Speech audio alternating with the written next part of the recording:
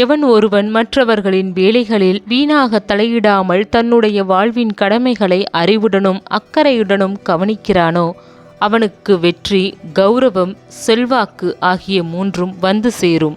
பிறரின் ஏமாளித்தனத்தை தனக்கு சாதகமாக பயன்படுத்தி கொள்பவனே சிறந்த துரோகி. முயற்சியாளன் தான் மட்டும் முன்னேறுவான், வெற்றியாளன் தன்னை சுற்றி இருப்பவர்களையும் முன்னேற்றுவான். அழகு என்பது அடுத்தவரை கவர்வதில் இல்லை, அடுத்தவரை காயப்படுத்தாமல் பழகுவதில் இருக்கிறது. நிச்சயம் வாழ்க்கை உங்களை அடித்து கீழே தள்ளும். அப்போது மீண்டும் எழுந்து நின்றவன் மட்டுமே வெற்றியடைகிறான்.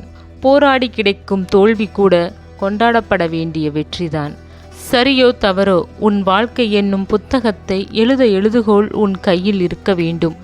மற்றவர்கள் கையில் கொடுத்தால் கிறுக்கித் தள்ளிவிடுவார்கள். ஆசை, கோபம், கனவு கொள்பவன் பேசத் தெரிந்த மிருகம். அன்பு, நன்றி, கருணை கொண்டவன் மனித வடிவில் தெய்வம். ஆசை இல்லாத மனம் வேண்டும் நிம்மதியான வாழ்க்கை வாழ.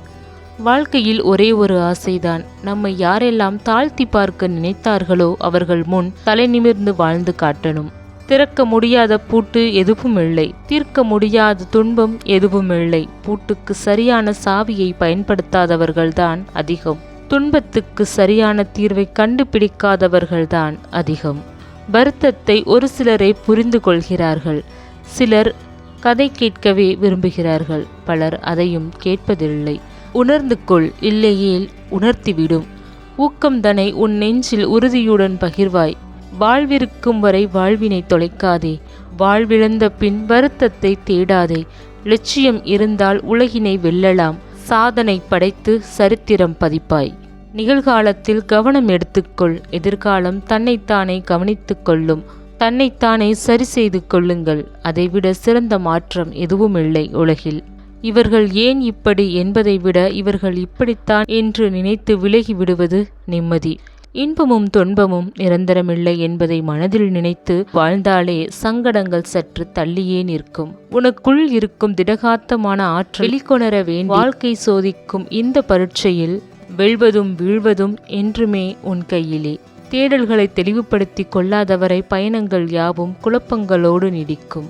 கால் நனையாமல் கடல் கடந்தவர்கள் உண்டு, ஆனால் கண் நனையாமல் வாழ்க்கையை கடந்தவர்கள் இல்லை.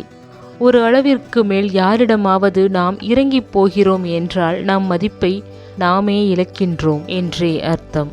சொந்தம்னு சொல்லிக்க பல பேர் இருக்காங்க, இருந்தும் தனியாகவே இருக்கிறேன் ஏனோ. சொந்தங்கள் எல்லாம் சொந்தம்னு சொல்லிக்க மட்டும்தான் இருக்காங்க. உனக்காக யாரும் இல்லை என்று கவலைப்படுவதை விட யாருக்கும் நீ பாரமில்லை என்று சந்தோஷப்படு. நான் என்கிற அகம்பாவம், அவனா என்கிற பொறாமை, எனக்கு என்கிற பேராசை, இவை எப்போதும் ஒரு மனிதனை வாழ வைப்பதில்லை. சில உணர்வுகள் மற்றவர்களுக்கு தெரிவிக்கக்கூட முடியாத அளவிற்கு வலியை தருகின்றது. உலகின் 1% மக்கள் உறுதியுடன் எழுந்து நின்றாலும் கூட போதும், உலகின் பொருள் நிலையிலான வேதனையை முற்றிலுமாக நம்மால் துடைத்துவிட முடியும். கடைசி கணம் வரை நீங்கள் ஆனந்தமாய் வாழ்ந்தால் மரணத்தை பற்றி கவலைப்பட தேவையில்லை, அதுவும் ஆனந்தமாகவே அமையும். உங்கள் வருங்காலத்தை பற்றி கவலைப்படாதீர்கள். உங்கள் நிகழ்காலத்தில் நல்ல விதமாக செயல்பட்டால் உங்கள் வருங்காலம் தன்னால் மலரும். விலகி போக நினைப்பவரை எதற்காகவும் காரணம் கேட்டுவிடாதீர்கள். விலகி செல்ல வேண்டும் என்று முடிவான பின் காரணம் எதுவாக இருந்தாலும் அது பிரிதலுக்கு ஏற்படுத்திய பொய் காரணமாகத்தான் இருக்கும். மாற்றங்கள் என்ற ஒன்றே இந்த உலகில் இறைவன் தோற்றுவித்த மாறாத நியதி. வாழ்க்கையில் இதை நாம் புரிந்து கொள்ள பழகிவிட்டால் யாருடைய மாறுதலும் நம்மை பழமிழக்கச் செய்யாது. மனதில் நெருக்கமாக நாம் நினைக்கும் சில உறவுகள் இவ்வளவுதான் நம் உறவு என்று உணர்த்தும் போதுதான் வாழ்க்கை வெறுக்கத் தொடங்குகிறது. உணர்வுகள் மதிக்கப்படவில்லை என்றால் மனசு தன்னைத்தான் தனிமைப்படுத்திக் கொள்கிறதே தவிர அவர்களின் மீதமான அன்பு கொஞ்சமும் குறைவதில்லை. வாழ்க்கையில் எப்போதுமே சந்தோஷமாக இருப்பது ஒரு கலை, ஆனால் அதை யாரிடமும் கற்றுக்கொள்ள முடியாது.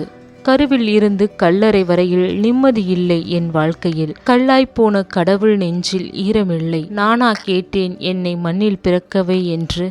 இந்த நிம்மதியில்லாத வாழ்க்கையை வாழத்தான் என்னை படைத்தாயா இறைவா? பொறுமை இருந்தால் வாழ்க்கை உனக்கு அடிமை, பொறாமை இருந்தால் வாழ்க்கைக்கு நீ அடிமை. யாருக்கும் இங்கு நல்லதே நடந்து கொண்டு இருப்பது கிடையாது, கெட்டதேதான் வாழ்க்கையும் ஆகாது. நாம் அணுகும் அணுகுமுறையும் சிந்தனையும் தான் எதையும் தவறாகவே எண்ணும் எண்ணத்திற்கு காரணம். மகிழ்ச்சி என்பது நம்முடன் இருப்பதே தவிர அது மற்றவர்களால் கொடுக்கப்படுவதல்ல என நினைத்தால் எவருக்கும் வழிகள் இல்லை. நல்லவர் கெட்டவர் என யாரையும் தீர்மானித்து விடாதீர்கள். சூழ்நிலை என்பது எவரையும் தலைகீழாக புரட்டி போடும் வல்லமை கொண்டது. கோபத்தில் பொறுமை இழக்காதே, வேகத்தில் வார்த்தை விடாதே, கவலையில் கண்ணீர் வடிக்காதே, பழகுபவரை பாதியில் விடாதே, விலகுபவரை தேடிச் செல்லாதே. துன்பம் உதித்தால் கவலைப்படவே அழ வேண்டும் என்றோ அவசியமில்லை. துன்பம் வரும்போது சிரிக்க முடியாதுதான், ஆனாலும் சிரித்தால் துன்பம் உதிரும், இன்பம் உதிக்கும். விட்டு விடாதீர்கள். ஆரம்பம் எப்போதும் கடினமானது. தீர்க்க முடியாத சில பிரச்சனைகளுக்கு எதுவுமே செய்ய வேண்டாம், அமைதியாக இருந்து விடுங்கள். காலம் அதனை தீர்த்துவிடும். இந்த நிலை நாளையும் தொடரும் என அமைதியாக இருந்தால் இனி வரும் காலங்கள் எல்லாம் இப்படியே இருக்கும். உன் நிலையை மாற்ற உன்னால் தான் முடியும். தேவை முடிந்த பின்பும் தொடர்ந்து கொண்டே இருக்கிறது சிலரது தேடல்.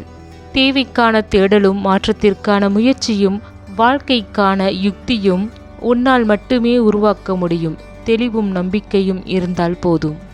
நமக்கு பிடித்தவர்களுக்கு வலிக்கும் என்று நாம் எவ்வளவோ விட்டு கொடுத்து போகிறோம். ஆனால் அவர்கள் நமக்கு வலிக்கும் என்பதை உணர்வதே இல்லை. தொலைந்து போன நாட்களை தேட முயலாதீர்கள். வருகின்ற நாட்களை இன்பமாக்குங்கள். சில பெறுதலும் சில மறைதலும் இருந்தால்தான் வாழ்க்கை சுவாரஸ்யமானது.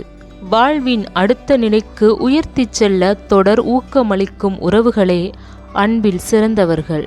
உடைந்து போன நிலையிலும் அடுத்த அடியை உன்னால் எடுத்து வைக்க முடிந்தால் எவராலும் உன்னை தோற்கடிக்க முடியாது. எத்தனை சிறப்பாக குதிரை வண்டி இழுத்தாலும் அதற்கு சாட்டையடி உண்டு. அதேபோல் எத்தனை சிறந்த மனிதனாக நீ இருந்தாலும் உனக்கும் விமர்சனம் உண்டு. மன்னிப்பு என்பது மரியாதை சார்ந்ததல்ல, மனிதாபிமானத்தை சார்ந்தது. மன்னித்திடுங்கள், மறந்திடுங்கள், மாற்றத்தை விதைத்திடுங்கள். உண்மையான அன்புக்கும் பொய்யான அன்புக்கும் ஒரு சின்ன வித்தியாசம். உண்மையான அன்பு நம்மிடம் பேச நேரத்தை உருவாக்கும். பொய்யான அன்பு நம்மிடம் பேசாமல் இருக்க காரணத்தை உருவாக்கும். முயற்சி திருவினையாக்கும்.